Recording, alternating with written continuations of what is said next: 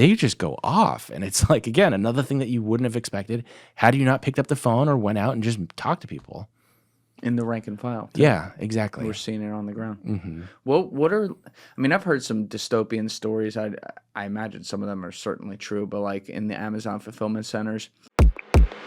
I wouldn't have found that anywhere, at least at the beginning of the pandemic. And then I go and I start reading about the history of pandemics, and they often have a kind of paradoxical thing where obviously there's a tragedy of a lot of people dying, but that it tends to empower labor because the people that have died, that not only gives people a motivation to be like, wow, I'm on this earth for a limited period of time and really think about mortality in a way that, especially today, is unusual. But it also just makes their labor more valuable because there's fewer of them. And that really struck me just from talking to these guys. And I wouldn't have realized that had I not done that. What did you find in exploring the Amazon fulfillment centers? Because, I mean, we all take it for granted. I'll be the first guy to tell you. I get my shit right to my door. Yeah, me too. The service is unbelievable. But obviously there's some weird ways that sausage is made. Yeah, it's just that there's this underclass that you could find any number of interviews of Jeff Bezos, of the senior executive group, and I'm sure they have their own, perspective and insights, but nobody had really talked to these guys. And just hearing the day-to-day was very different than the kind of popular imagination. And many of them wanted to have, it's not like they wanted to have Amazon not exist, but they wanted to have a system that could work better, I thought, for both themselves and like the entirety of the system. That's what I was struck by, was it's not this black and white thing. It's like, how do we work together to create something that is beneficial to the whole, rather, because everything gets cast as like this existential battle or whatever. And that wasn't really what I heard. What I heard was a lot of people that were going to school at the same time that they're there, and kind of like the military, honestly. If you watch a bunch of movies, you'll have a certain attitude about it. And you talk to the kids, they're some of the most critical people about the military that I've ever talked to are people in the military, like enlistees, people in the NCO world. They just go off. And it's like, again, another thing that you wouldn't have expected had you not picked up the phone or went out and just talked to people.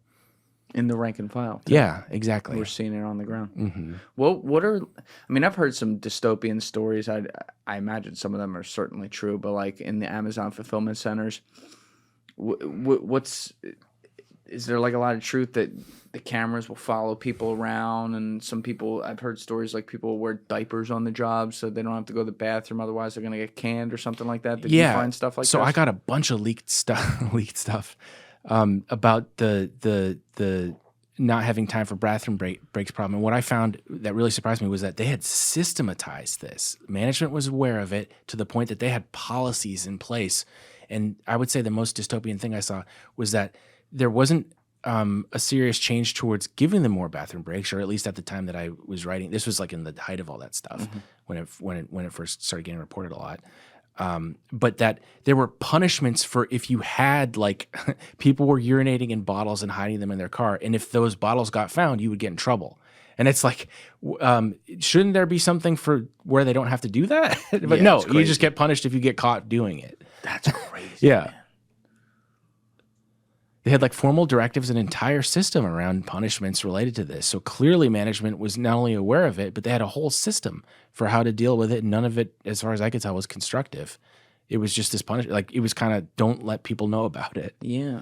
And that's why there were, I think it was around here actually in New York, there were the guys like trying to unionize it, and they did the walkouts and stuff. And like, I get it. Like, if that's what you're setting up, and I guess they're paying them like $15 an hour and stuff like that.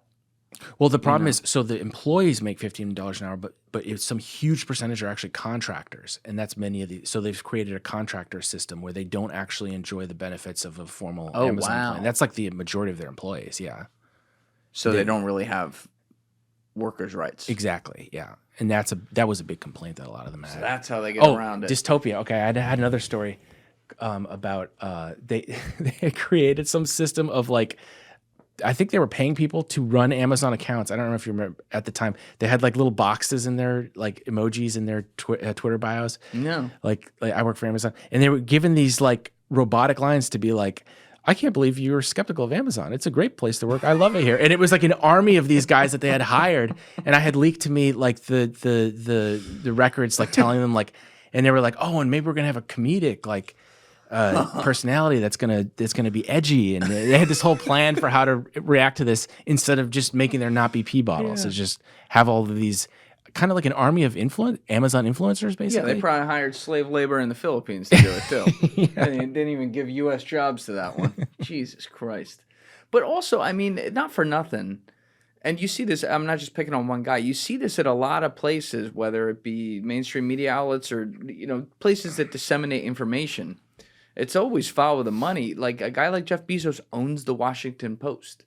I think Carlos Slim, maybe that's not true anymore, but he owned like the New York Times or something like that. So you have these very powerful people who, it's not like they have their finger on every story or whatever, but just like the general consensus of where some things are going to go, you like leave it in their hands to control that when it's supposed to be a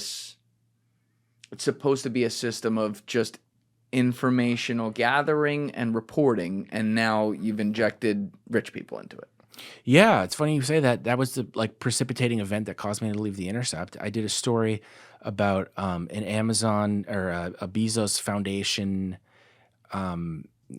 grant of it was something like I think it was like $10 million that went to former Admiral William McRaven and Eva Longoria. And so I was just... And Eva Longoria? Yes, the actress. Can we pull this up? This is insane. This is real. Eva Longoria.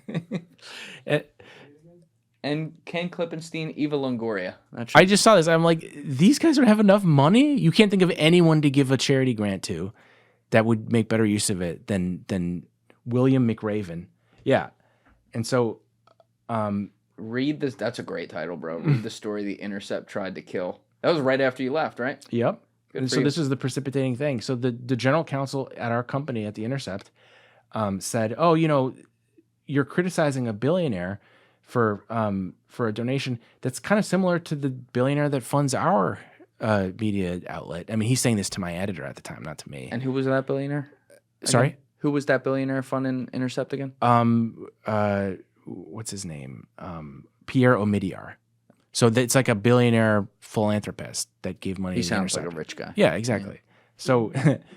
So, and it's like, well, I mean, I can't help that it sounds like it. Like that doesn't make it not a story. And so they didn't want to run. He complained about that, and it was just like, I can't be somewhere who's not going to let me write. I mean, The Intercept was founded on this kind of counter national security thing. It's a story about William McRaven, who one of the co-founders, Jeremy Scahill, wrote a great book about Dirty Wars, his role in the Special Operations Command. And to not be able to write about that at the very same place that was founded by that, it was just like this. It wasn't the first problem, but it was like by far it was just like, I can't believe in this anymore. Straw that broke the camel's back. Yeah, exactly. Thank you guys for checking out this clip. If you haven't already subscribed, please subscribe and hit the like button on this video. It is a huge, huge help. And if you'd like to check out this clip's full podcast episode, that link is in the description below or right here. And finally, you can follow me on Instagram and X by using the links in my description below.